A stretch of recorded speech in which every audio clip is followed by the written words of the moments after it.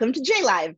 I'm Laura Mandel, JArt's Executive Director, and it's great to be with you for JLive, our virtual series of bite-sized conversations about Jewish life and art with the best artists with Boston connections.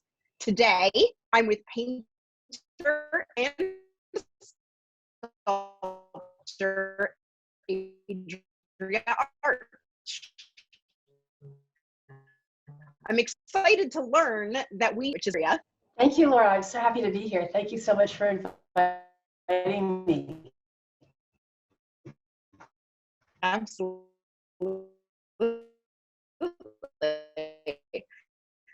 So, just in please for as many questions as time allows. So, Adria, you have this fabulous video that I think shows your work so perfectly because it's all about the motion. Okay, so let's start with that. Good, Laura. Let me share my screen here, and we will get to it. I'm going to show you this video. I'm really proud of it. I just had it made by a very young filmmaker, and I'm really big to show you.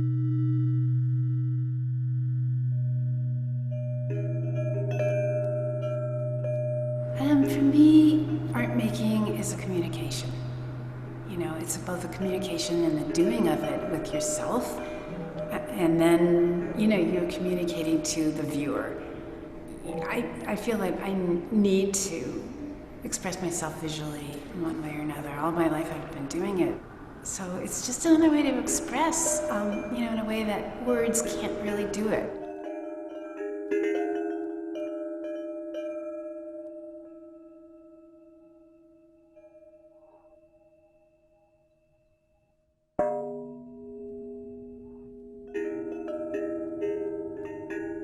I get more excited and inspired to make art from watching dance than almost anything else. The idea that these pieces can move in space, you know, just adds another dimension to the experience of the work.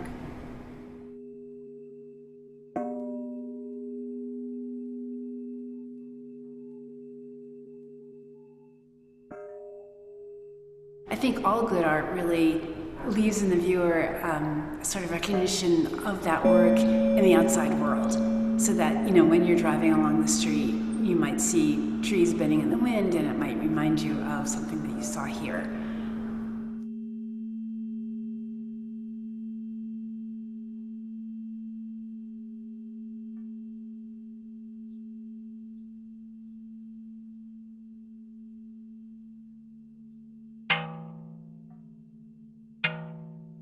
People say that the work makes them feel a sense of joy, so I'm happy that that feeling happens for people when they're with my work, that, you know, there is a sense of joy, feeling of a meditative experience in here, maybe just a gratefulness to be alive.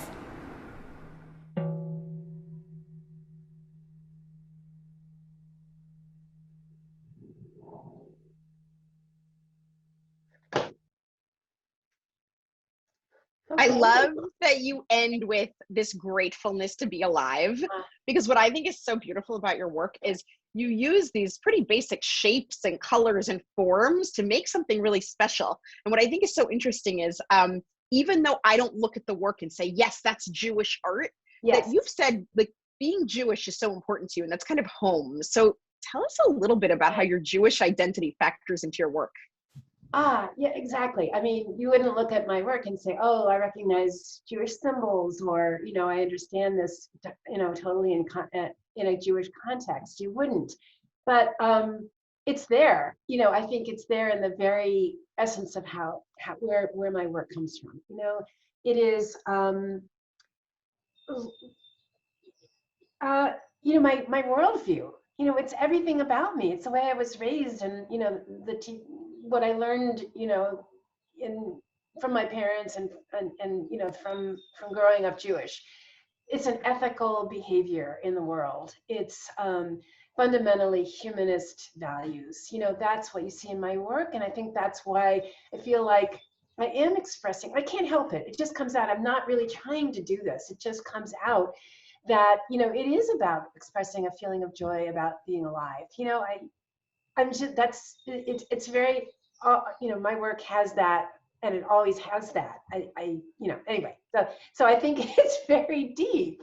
It's very deep, and you might find that in other artists who are Jewish who don't sort of, end up doing very obvious symbolism about being Jewish in their work. It's there. Yeah, absolutely. Well, and it's interesting because you told me that you didn't grow up particularly religious, but that your No. family did belong to a synagogue. So it clearly had quite the impact on you. Oh, absolutely. I mean, I grew up in Pittsburgh. I went to Rosh Shalom. I did go The to great Sabbath school. historic building. Yeah, a beautiful, beautiful round, synagogue, and was one of the very first Reform congregations in the country. And, and it is it's certainly in that beautiful space that really impacted me. But, I really started to question, belief in a superpower when I started raising our kids. We found a home at a humanistic Jewish congregation called Kahal Berah here in Boston, and it just felt very, very right to me. It's the cultural and historical ways of being Jewish that are the most important to me, really. So. Yeah. Well, I love how you can feel it in the work without it feeling over the top. It's I really, hope so. I hope that you yeah. can. I hope that you send, it's an embracing of things. It's just a feeling of, um, I like to give back in my work. And isn't that a very Jewish thing to want to do, to give back? Yeah, absolutely. It's the essence of tikkun olam, of repairing the world, of bringing joy and beauty and connection. Yeah, I think that's, very strong in it. Exactly. Yeah. So I was looking for a way to really reach people, and that's kind of the essence of how I got to be three-dimensional. I wanted so much for people to be more engaged with my work, to walk around it, to be able to reach out and touch it more than just a painting. So, Yep. As we talked about earlier, this is kind of new for me, this total three-dimensional, just jumping into it. But I've always kind of been playing with it over the years of my work, maybe, relief coming off the wall, but this is, a really indulgence in three-dimensionality, complete and total. That's cool. So when you were at Carnegie Mellon, you studied painting, correct? Uh-oh, I am losing your sound. There you go. Okay. There we go. Yeah. So when you were at Carnegie Mellon, you studied painting. I did. Correct? I did. Yeah. So this is really a recent evolution for you, like you said, of going from painting to sculpture. What has that been like? Tell us about the process a little bit. Oh, so exciting. So you and I both know Meow Wolf, which is spelled just as you hear it, Meow Wolf. And it is a group of young artists who started in Santa Fe, finding an old space and then making wonderful sculptural projections, light, sound. And I just fell in love with that. I saw that about 4 years ago. And when I came back from Santa Fe, I was just so inspired. If I were 30 years younger, I would have just gotten in my car and driven up there and said, take me, I want to be part of this. But there are times in your life that are the right times to do that, and there are times that are not. So I decided to try to bring that three-dimensionality, that engagement somehow in my own work. And so the first thing I did was started working in paper and pulling things up off of the wall, and realizing that on paper, when you pull things away, you have both the front and the back pieces of paper. And that's so exciting. It's like a reversible painting. And so friends of mine encouraged me to keep going with that until I started hanging my paper, full off the wall and in the space of my studio, three-dimensional. And from there, I started working in a lighter weight plastic, which is a lot more, it holds its shape better than paper does. When when it gets humid in the summer, it starts to sort of getting a little limply, but a little bit of a sturdier plastic that I could cut with scissors became my next thing that I did for a while. And then I sort of verged into something like even heavier this past year during COVID. Actually, I began to work with 1/4-inch Sintra, which is a lightweight plastic that I can cut with a power hand saw. And that voila, here I am. And now I'm even working in heavier, slightly heavier, thicker material, still very lightweight, still plastic. So it's really been so fun. And I'm just loving the freedom that it gives me. So I'm painting, but I'm painting in 3 dimensions. That's really cool. I love how you describe that. I like the concept of two sides of a painting. It's so awesome, right? You can walk around totally. the painting, you know, and then people can peek in and look through the holes. I really want them to engage their whole bodies in this experience of looking at my work. That's so, so important to me. I want to, engage people to walk around, you know, walk around. When I first started doing this, I actually hired some wonderful dancers from a local dance company called Studio that I did when I first started, you know, with this process. And I wanted them to respond physically to the work. So, so fun, really excellent. And then I began to realize that I could actually make the work move itself. So with the help of, you know, some wonderful engineering type people and my husband, I figured out how to make these sculptures move very, very slowly and both backwards and forwards at intervals. So it was very unexpected. You'd be in the gallery and you'd sort of out of the corner of your eye realize something was moving, maybe? And then you look and see that it actually was, or that it stopped and another one had started moving. That to me, that surprise is so important, that to maintain that. And you know, having a soundscape was another revelation to me, that I could enhance the experience, I think, of a piece. I mean, it's hard to do, and it's been tricky, but the soundscape that I've got now is like kind of a meditative space for people that I think sets the tone. So when you walk into a gallery, you hear this meditative, you know, the bongs and the bells and chimes that slow you down and then make you think and watch. I'm with you. I love the immersive nature of it. I think it's so cool how you've taken something that's really so 2D and turned it into something so experiential.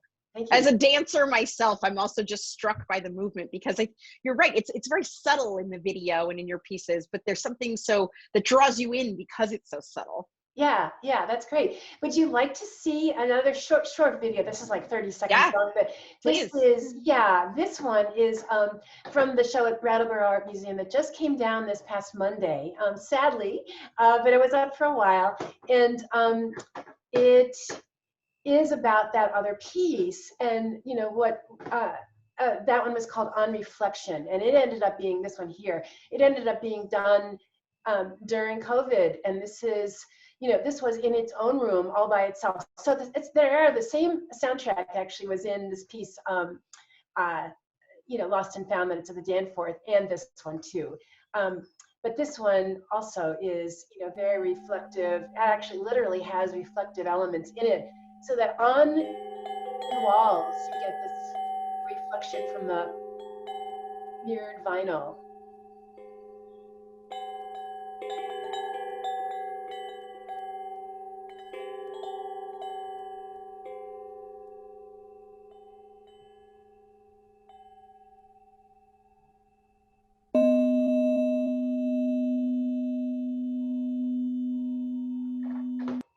So yeah, that was a really fun, you know, well, fun, more than fun.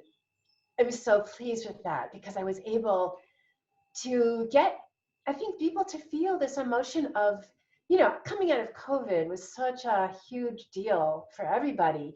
And it's got the element of reflection on the wall that actually the curator saw before I did, realize that there was a ladder sort of shape in light, you know, sort of guiding us out of that. And also on the other side, the shadow.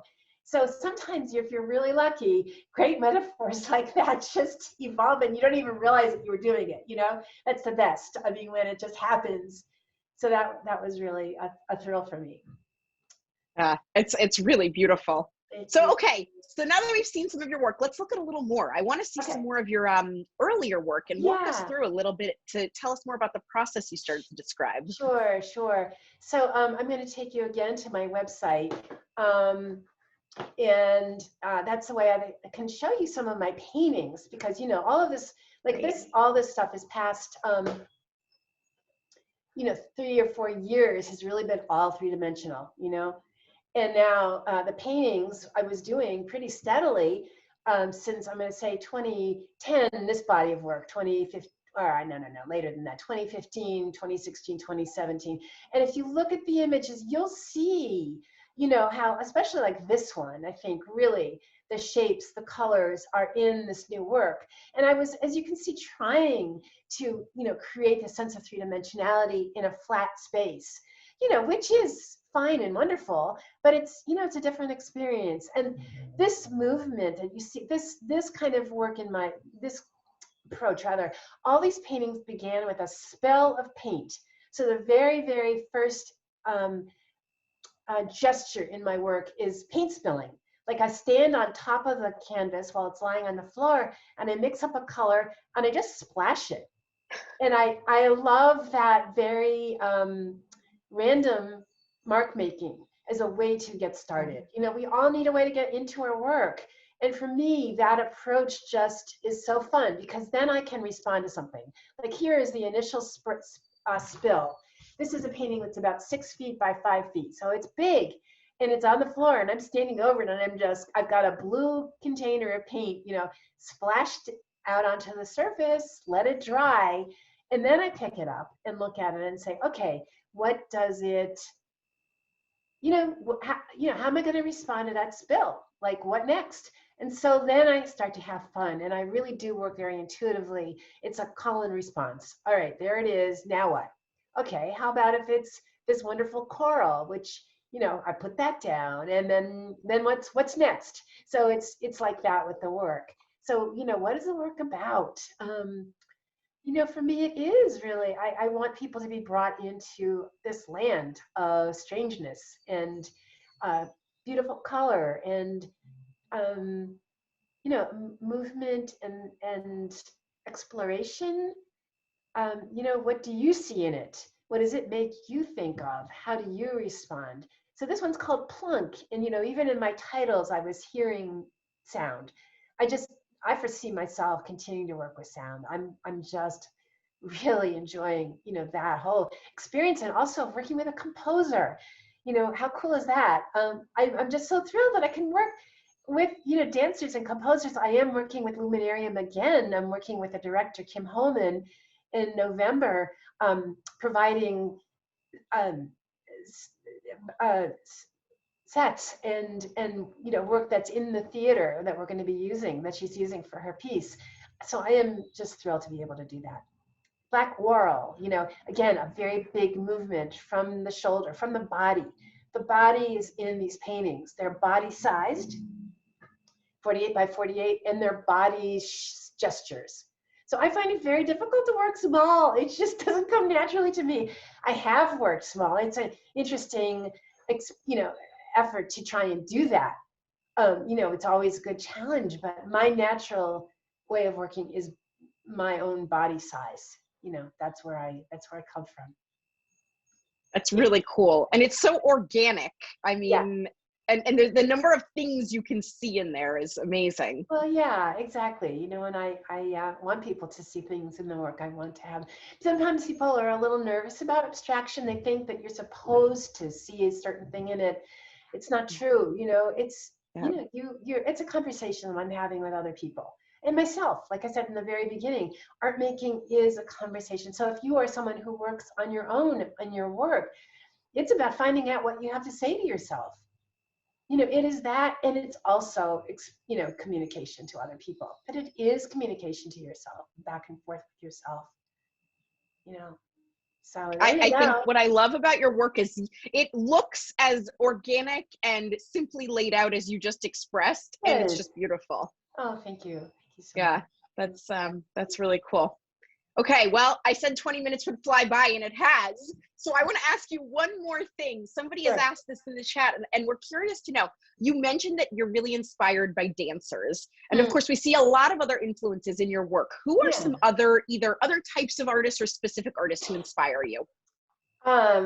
Oh gosh, Elizabeth Murray, somebody who worked three-dimensionally, and someone I saw in the 70s, and Frank Stella, both of them are kind of, people that I've looked at and so enjoyed their three-dimensional work and the way that they infuse painting with that, three-dimensional quality. I love that. And so many people. I mean, the whole range of feminist artists, from Miriam Shapiro on forward, who, have been unafraid to, be very, to have sort of to allow their femininity to come through in their work very boldly and very honest. I mean, Alice Neal, you know, it's hard to see how exactly that, but I love her work and I love her response to, you know, to humanity.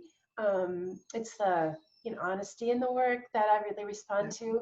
I mean, Nick Cave is an artist I adore, you know, it's just, he really speaks to me so much too, with his sound suits that he actually makes, you know, so there's so many people, so I can go on and on and on. The people that I look at and younger artists now just inspire me. Meow Wolf, go look those guys up. Yes. You know? All right, we're going to create some form of Meow Wolf in Boston. We are, and I want to be there. Yeah, we are for sure. All right, anyone out there who's interested, join us, because that's next.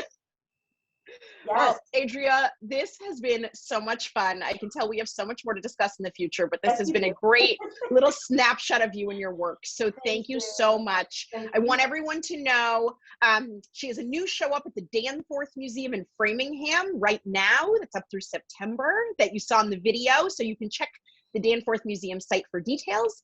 She also has a show called Sense of Place at the Bristol Art Museum in Rhode Island, and she teaches. So if anybody is interested, let us know and we'll get you connected.